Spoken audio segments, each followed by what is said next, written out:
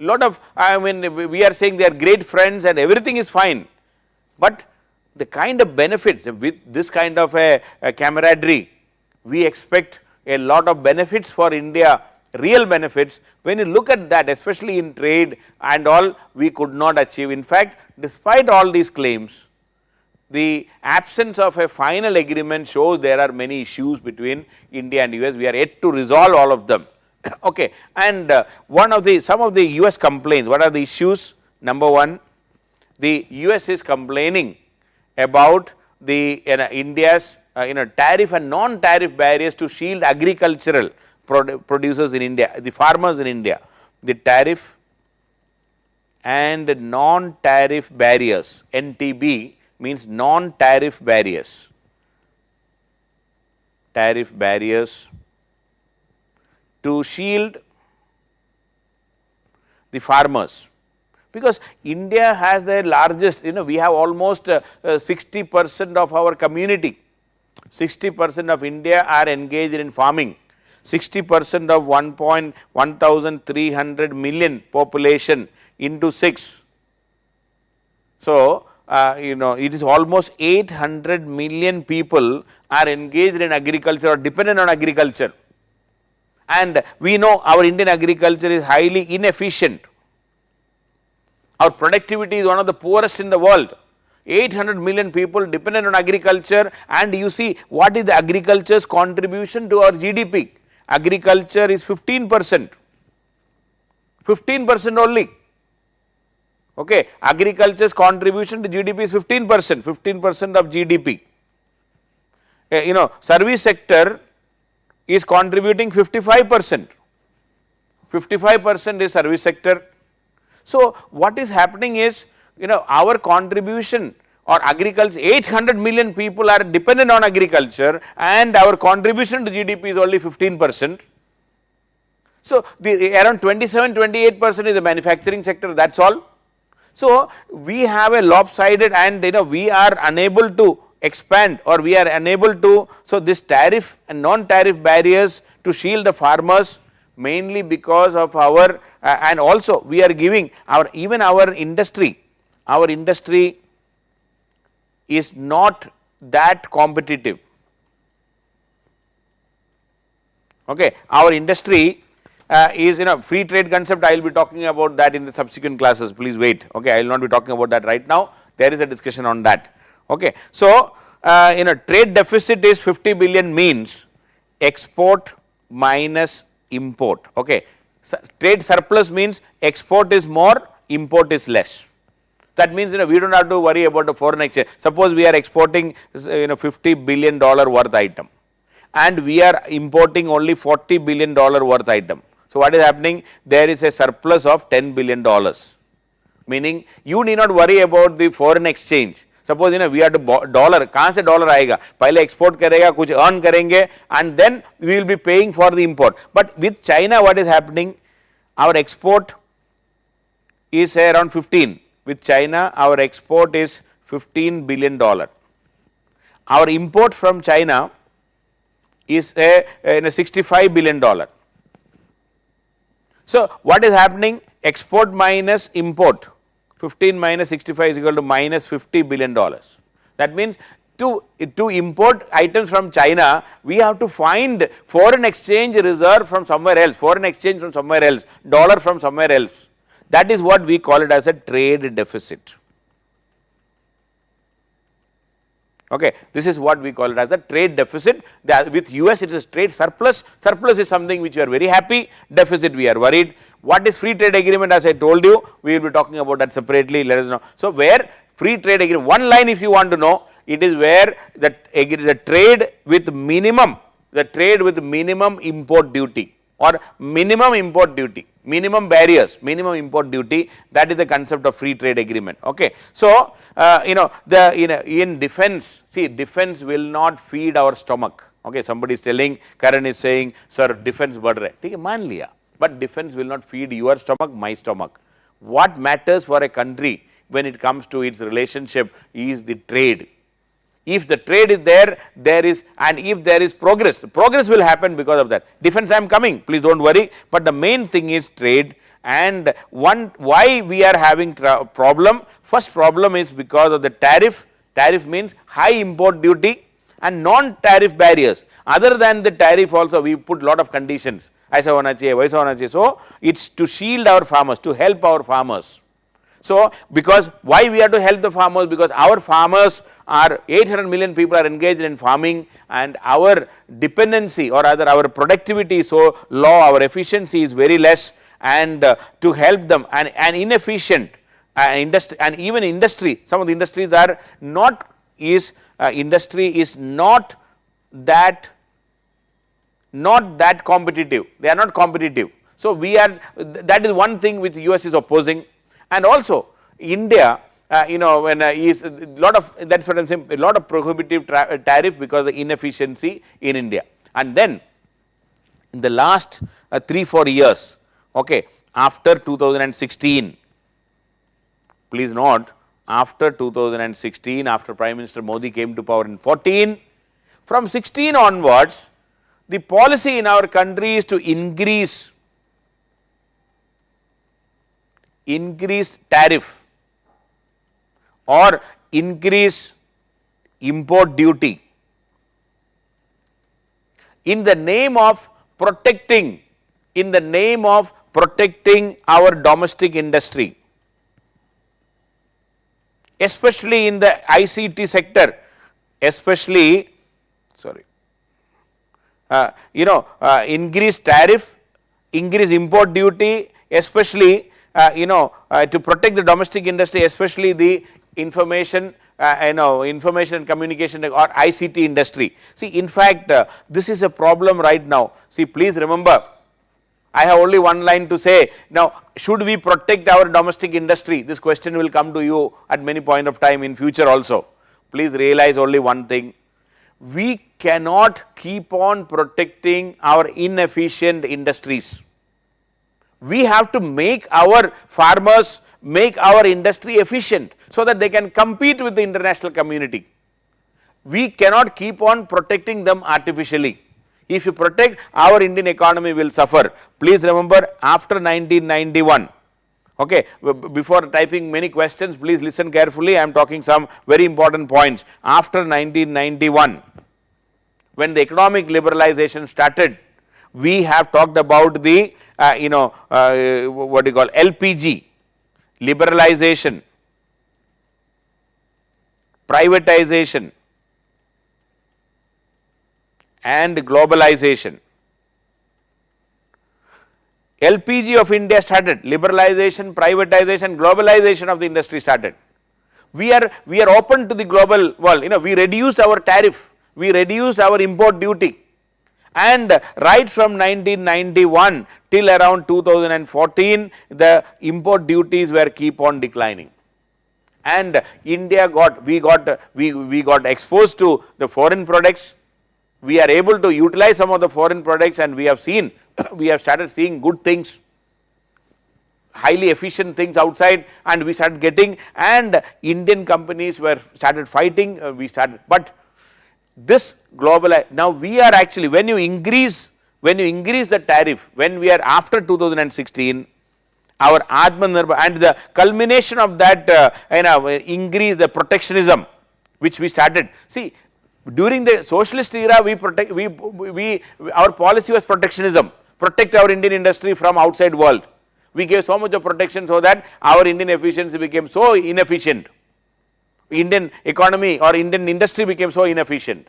So we allowed our industry to become stronger. Slowly we were doing that. Once again, after 2016, we started once again this protectionism. And the culmination of that protectionism policy is our Atmanirbhar Bharat. See, unfortunately, Atmanirbhar Bharat is been mistaken as a protectionist stuff. See, we should be self-reliant. Self-reliance is not by protecting the Indian industry. Self-reliance means, what should be the meaning of self-reliance today? The meaning of self-reliance should be, India should have enough to even purchase things from outside. See, your Atmanirbharta, your self-reliance, self-efficiency should be such a way that your ability should be such a way that you should have enough money to purchase what you require even from outside. Suppose you are getting some highly competitive, suppose something you can get, you cannot claim, na? Imagine your family. If you say that I will produce everything what is required for my family, I will produce food also, I will produce plastic also, I will produce everything, that is not possible. If you can get something cheaper, suppose you are a farmer and your expertise is in producing rice, you continue producing rice, sell the surplus rice so that you can purchase vegetables.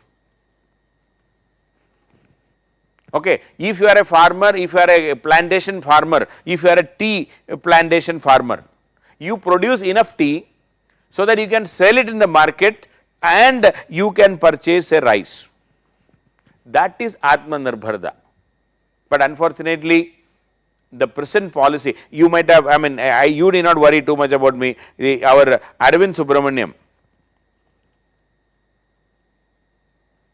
on I think 14th of October 2020, along with another economist, he has written an article, or rather he has wrote something very interesting, that is about this Atmanirbharta thing only. I will tell you. See, Subramaniam, he said that India should resist the misleading allure of the domestic market and should zealously boost export. Now, Atmanirbharta is not export, it is not export substitution. We should continue with our idea of export, we should export more so that we can import if required more. And the concept, many people are talking that India should not be turning inwards. The domestic demand should not be assuming, see now according to Arvind Subramaniam, 3 mistaken identities, okay, 3 misconception about India by our NDA government, this Prime Minister Modi government, 3 misconception about India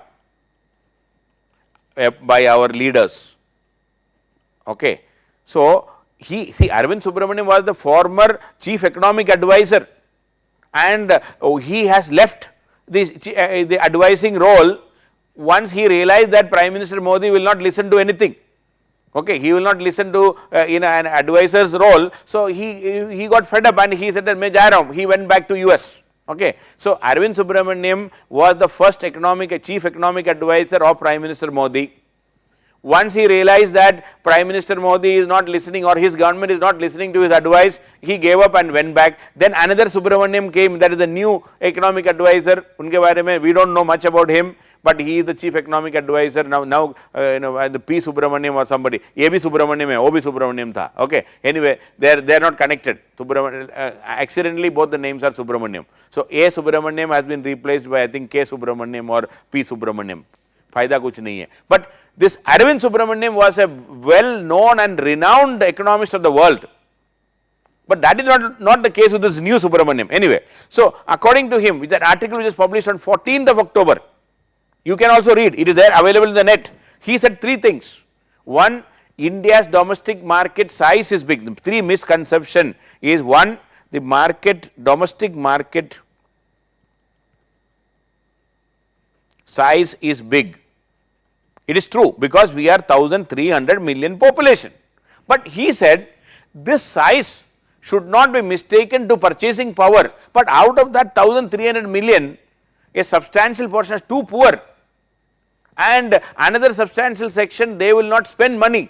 So, he said that only anywhere between 10 to 35% of the population are willing to spend money.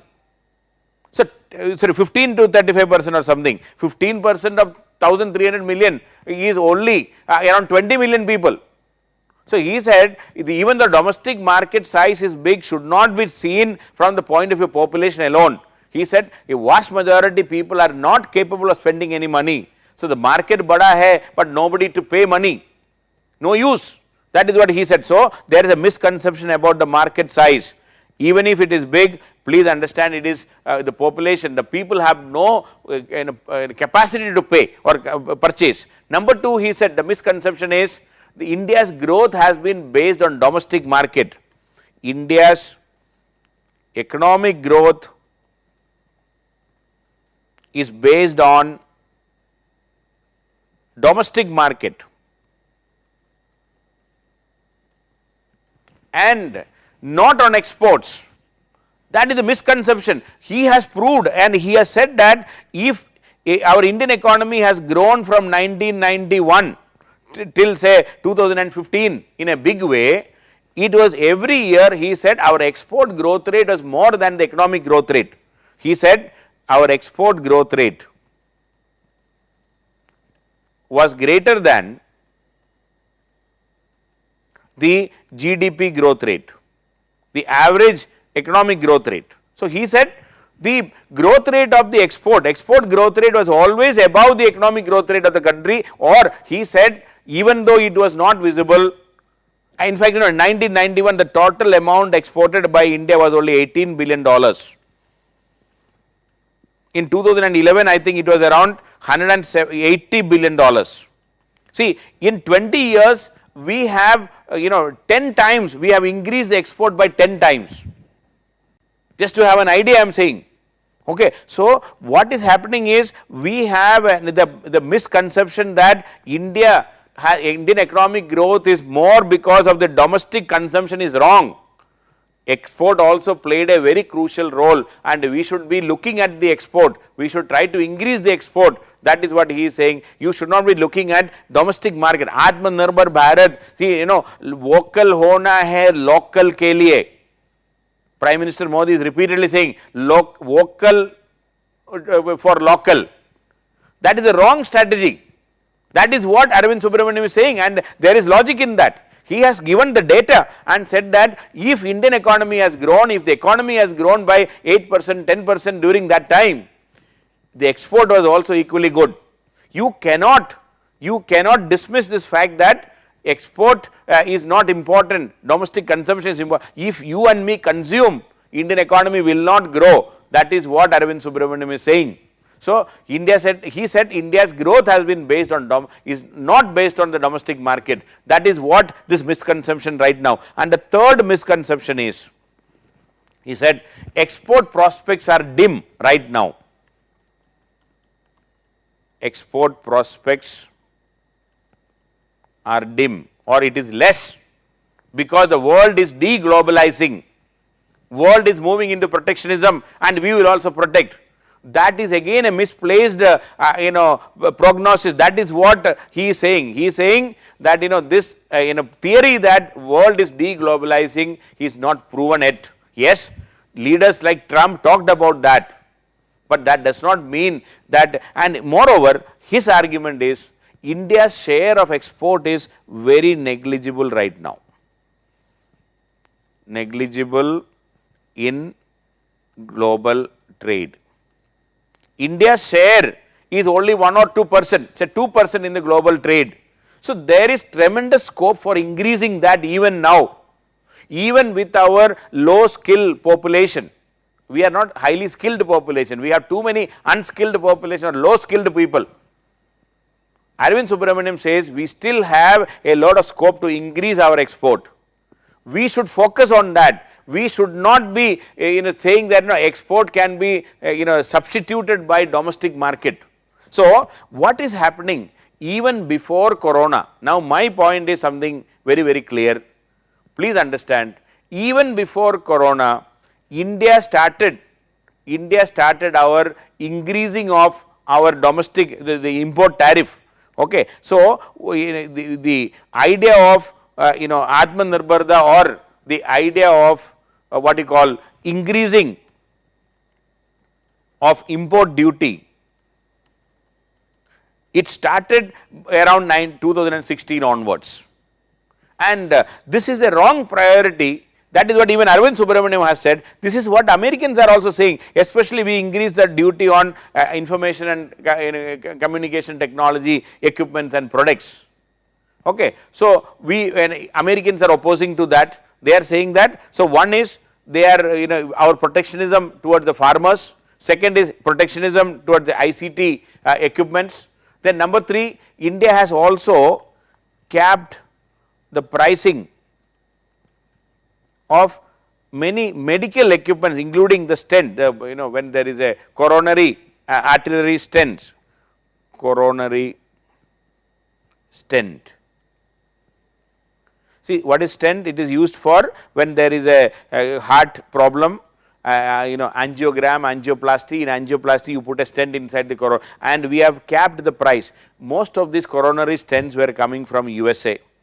Now, we capped the pricing, or even the knee replacement hardware, knee replacement surgeries, the hardware we were importing mostly from the US, and India has put a cap on the pricing, which has severely affected the American industry because of that.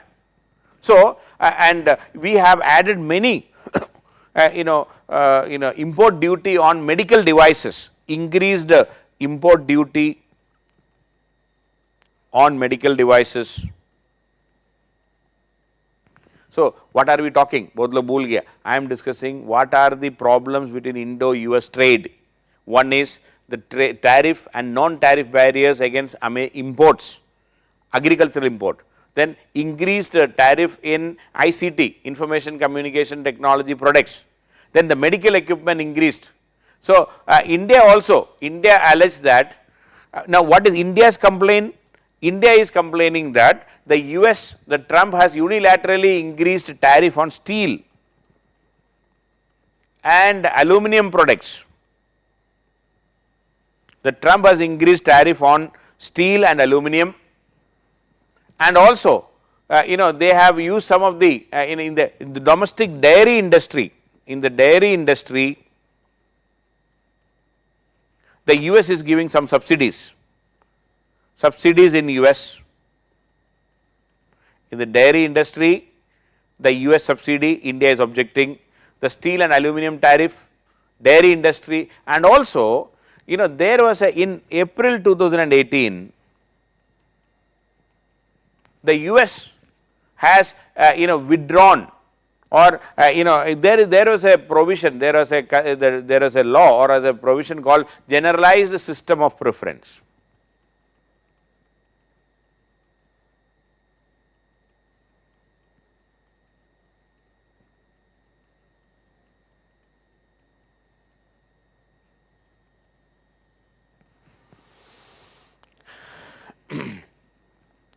So, when we increase the import duty, Indians will have to pay, but that is discouraging that product from coming to India, because we are charging more.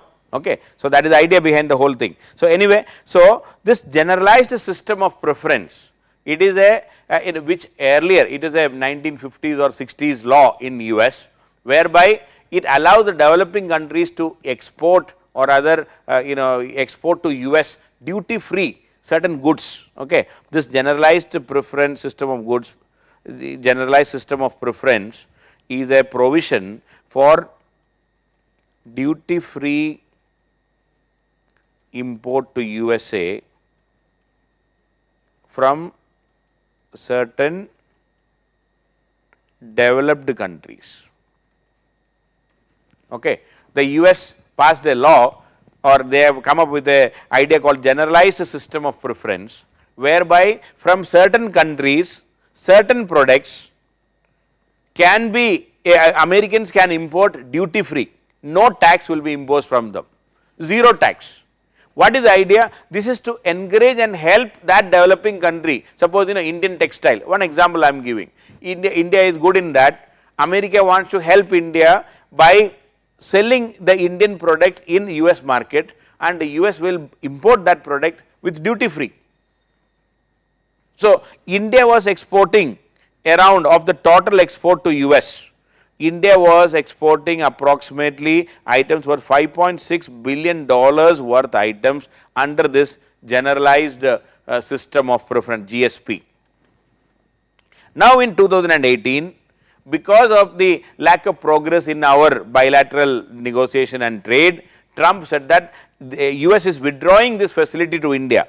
This GSP facility is withdrawn right now. Okay, US withdrew this from India because the US complained that the US is not, India is not helping the US products to be sold in India. So in retaliation, the US withdrew the GSP facility for India, generalized system of preference, whereby some of the products from India, from the developing countries, were given duty free access to US. They have withdrawn it. So the Trump administration has withdrawn all these facilities. So both India and US have complaints about each other's trade. US has complaints about the tariff in agriculture, the tariff on ICT products, then tariff on the medical products. India has complaints about US tariff in steel and aluminum products, then the subsidy given to the dairy industry there, then US has withdrawn our GSP. So all this we are complaining. So the US government and India, we were expecting a mini deal to resolve these disputes, and even they wanted to restart our GSP during the Trump's visit to India. But this has not happened because why we are not able to move forward, why we are not able to move forward, why no movement forward.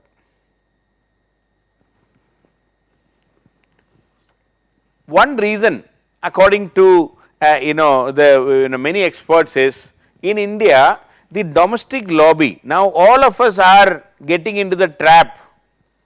The domestic lobby, the domestic industry, all of us are thinking that some protectionism will help us. Now slowly we are getting into this trap that some protectionism will help India. But the reality is protectionism may help, protectionism may help temporarily. Even India refused to join RCEP, the regional comprehensive economic partnership with ASEAN countries and the East Asia Summit countries, with all of them. I will be talking about that at some point of time. But again, our logic is we want protection, but this is a misplaced priority. We should strengthen, our aim is to strengthen our domestic industry. We should strengthen and support our farmers to become more competitive, more technology efficient, more productive. More productivity should be there in our farms by helping and supporting the farmers, by investing in the farm sector, which we are not doing, unfortunately. The government has misplaced priorities. We have priority in constructing big statue.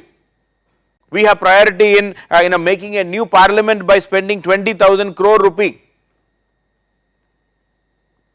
We have a PM Care fund. You collect so much of money and we are not even telling where you are spending the money. I am just giving you some of the examples, the misplaced priorities. And we are, I am not saying defense spending should not be there. We should rationalize the defense spending. Prime Minister has purchased 2 aeroplanes for 8,400 crore rupee. It is very important for Prime Minister, but all I am saying, there is an element of misplaced priority in our sector. We can, if we want, our education sector, our health sector, our farm sector can definitely be improved. We can concentrate more. We should concentrate more. We should make them sell, technology savvy. They should be able to have, best technology, best facilities, so that their efficiency should go up. Farmers' productivity should go up.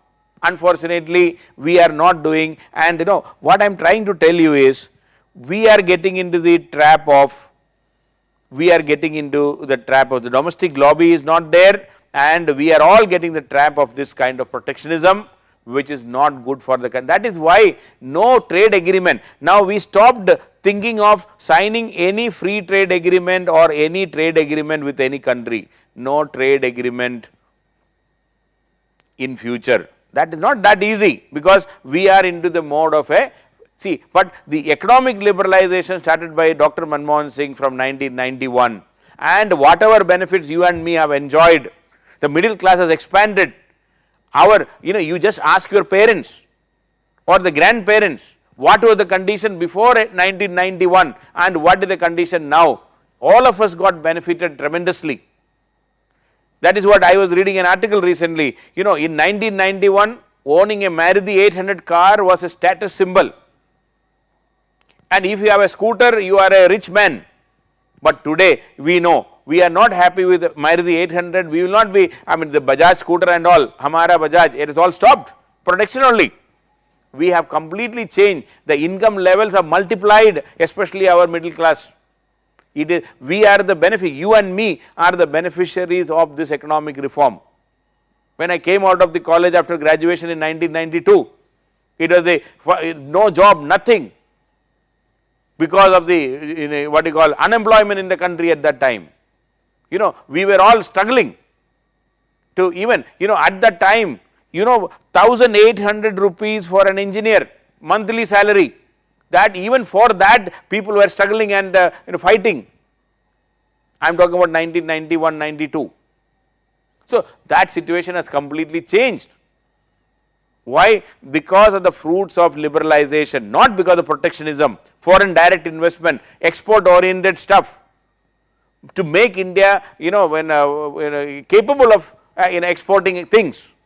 That, that idea is unfortunately changed, and the industry, our industry should not be focusing. What is required is, our industry should not be focusing on domestic market alone.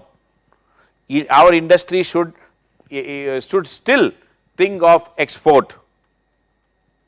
Our industry should think of competition. We have the capability. Our focus should be on that. The government's focus should be on that.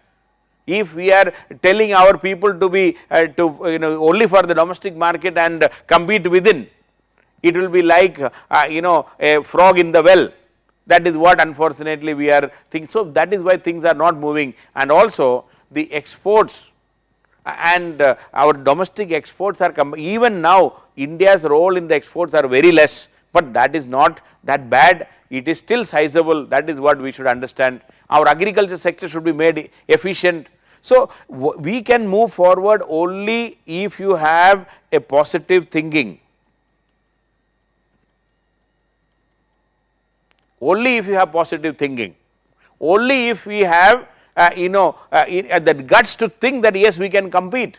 Now we are already in a surrender mode.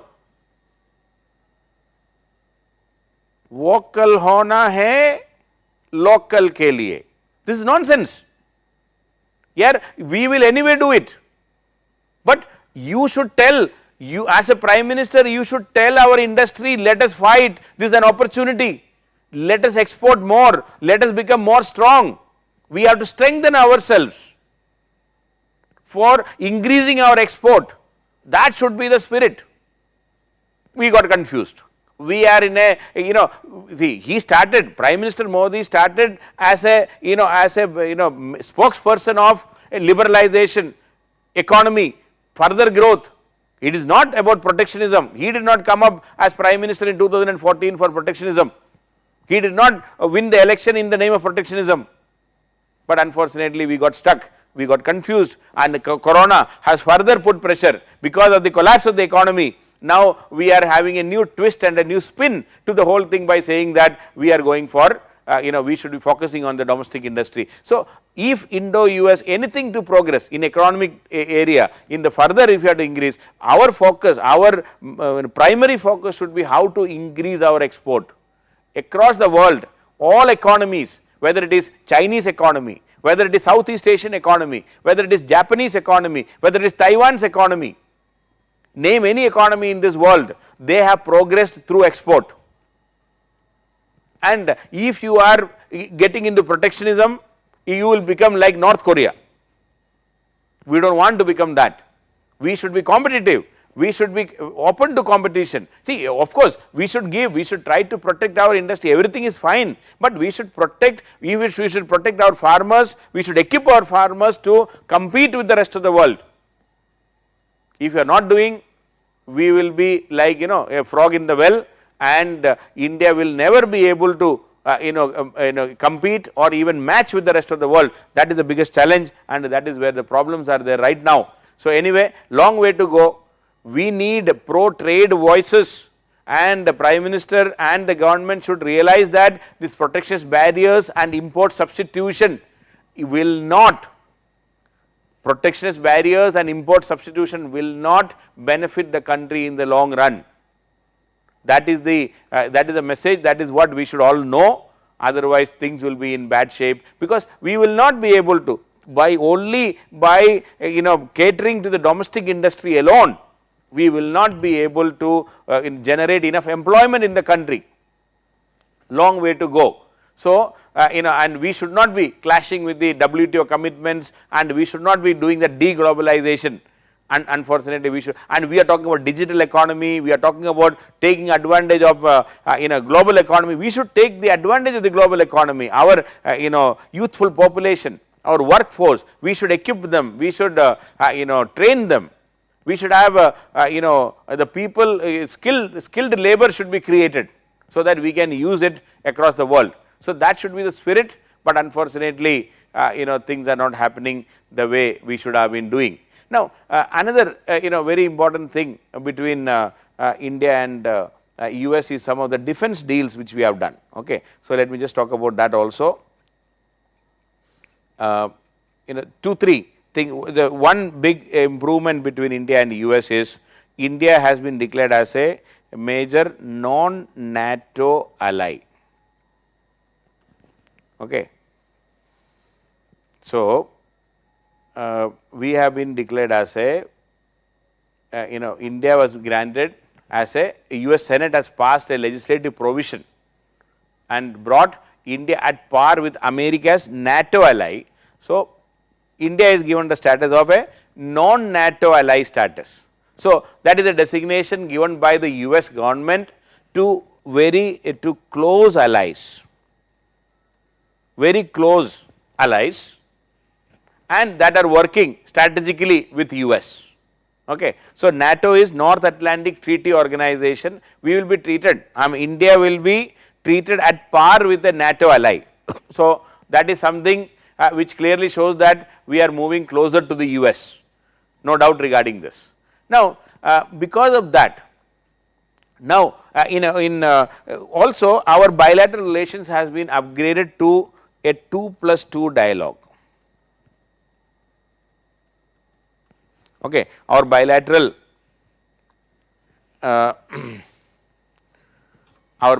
relation has been upgraded to a 2+2 dialogue. See, that is something new which has started recently, whereby in the 2+2 dialogue, the foreign minister and the defense minister of both the countries meet together. Okay. That means 2+2, 4 of them will be meeting. It is not just foreign minister meeting, foreign plus defense minister together will meet, because this bilateral relation, the foreign policy is critically dependent on the defense relation also. So this kind of a meeting has been started from 2018. So one progress in our defense relationship is the 2+2 dialogue. Okay. The 2+2 relationship, the 2+2 dialogue which was started between India and the US. Okay. 2+2 dialogue was started. So and this kind of a US has started this with Japan, now India and US, and also India and Japan have this model of 2+2 dialogue. That shows we are a special relation for the US. This 2+2 dialogue has raised our bilateral relations to a new level. Okay. So we have started this 2+2 dialogue.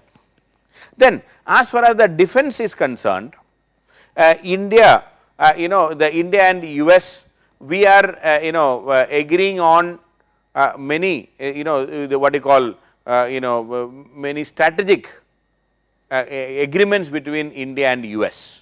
Okay. So, we have started the first agreement between India and US after we improved our relation, that was called GSO-MIA,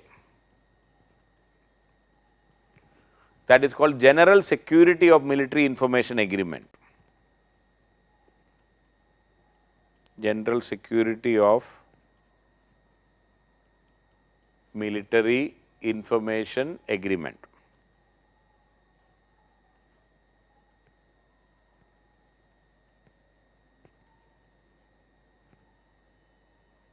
Okay.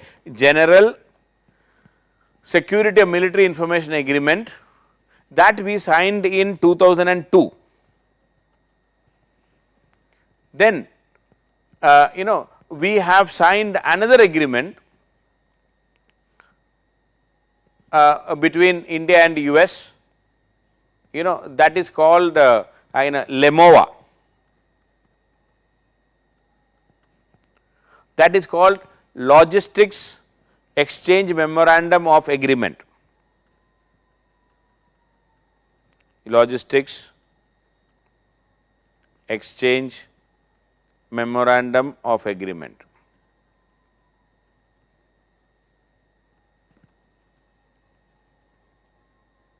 Logistics Exchange Memorandum of Agreement, that was signed in 2016. Then we signed another agreement in 2018, that is called COMCASA. That is in 2018 we signed this agreement during the 2+2, the first 2+2 dialogue. COMCASA is Communications Compatibility and Security Agreement. Communications Compatibility and Security Agreement.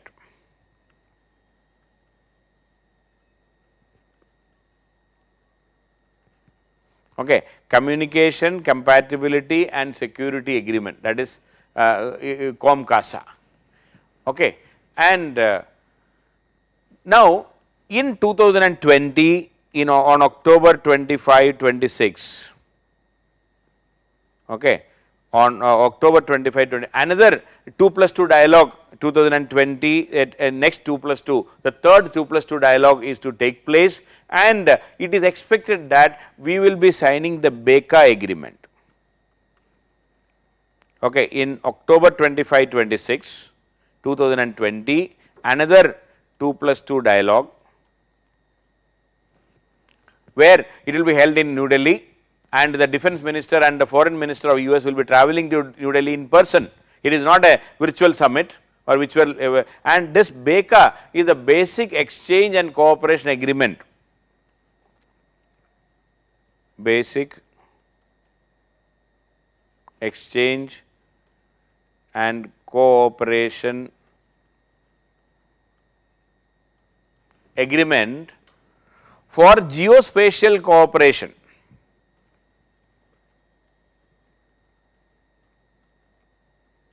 Space, geospatial, on space, this is our surveillance and all, geospatial cooperation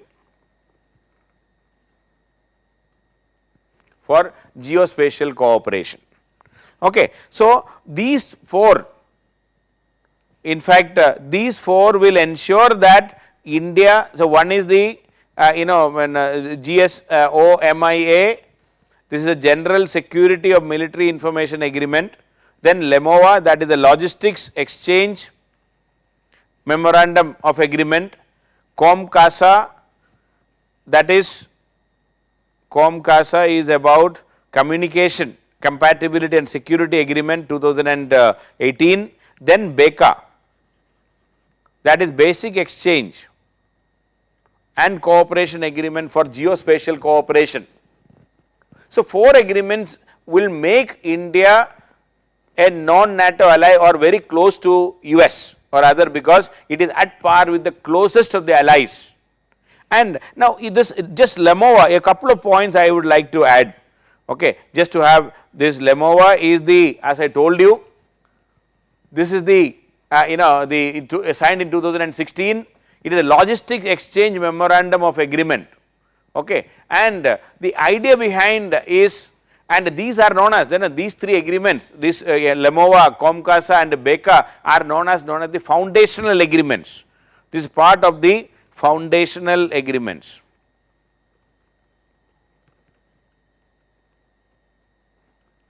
These Lemova, Comcasa and Beka are known as the foundational agreements, and these agreements, okay, are referred as foundational agreements with US, with other countries which has very close military ties, okay, which has very close military ties, and they are meant to build basic groundwork. Why these foundational agreements? They are meant, okay, these foundational agreements are meant, okay, they are meant to build basic groundwork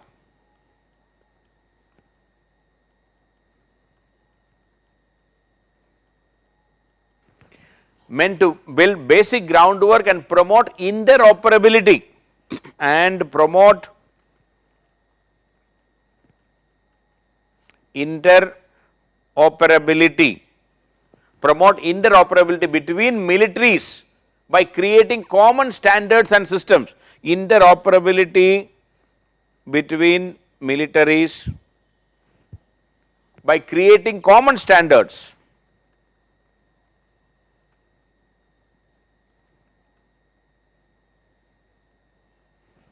and systems. So, this is what we are meaning. This is what we are meaning foundational agreement. These are for basic building basic groundwork and promote interoperation between militaries, where Indian military should cooperate or operate with the US military, between militaries and by creating common standards and system.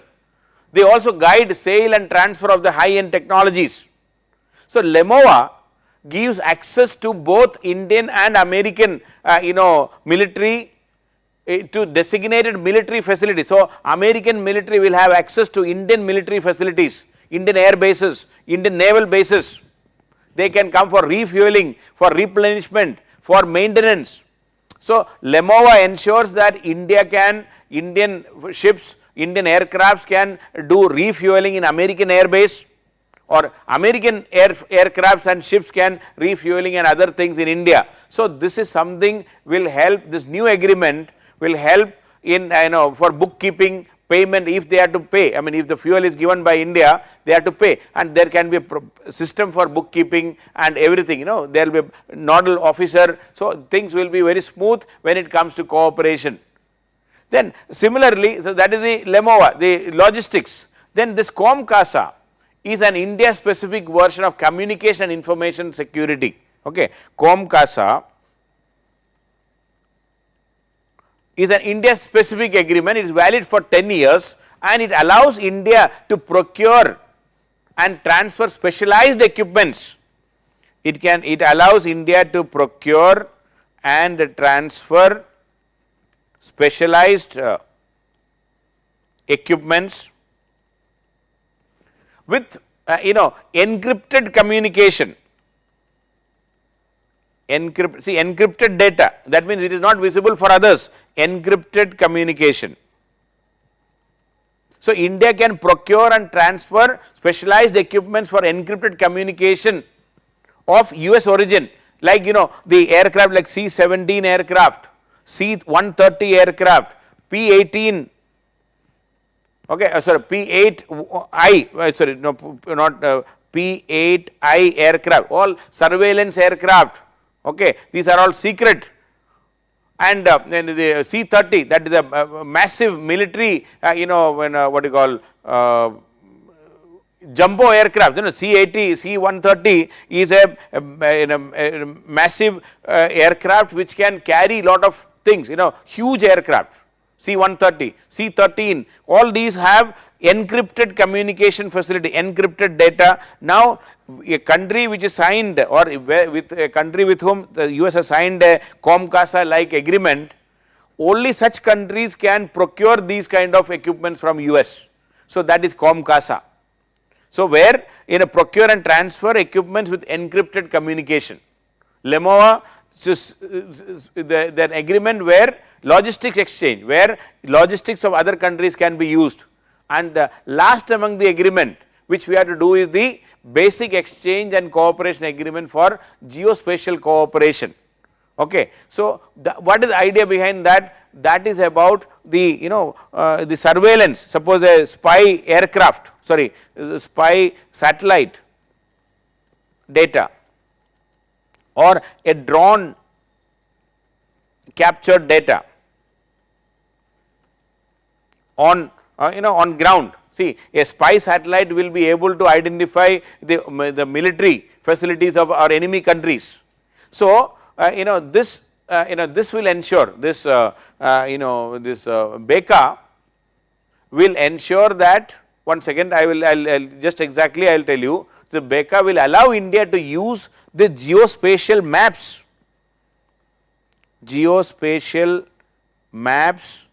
produced by the spy satellites of US or drones of US to get to pinpoint the military accuracy, geospatial maps to pinpoint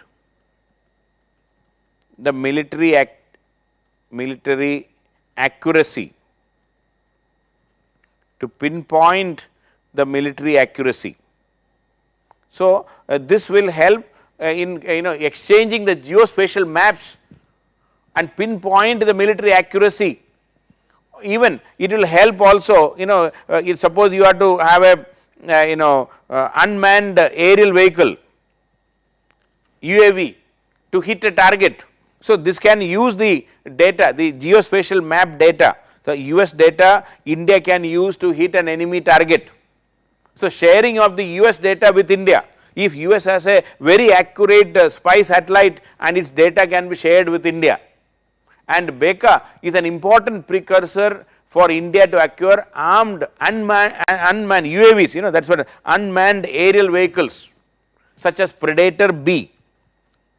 With this agreement, India is eligible to purchase some of the very advanced and sophisticated US military hardware like Predator B. Is spatial data for accurate striking of the enemy targets, is an unmanned aerial vehicle. So, India is eligible to purchase this. Now, we can negotiate.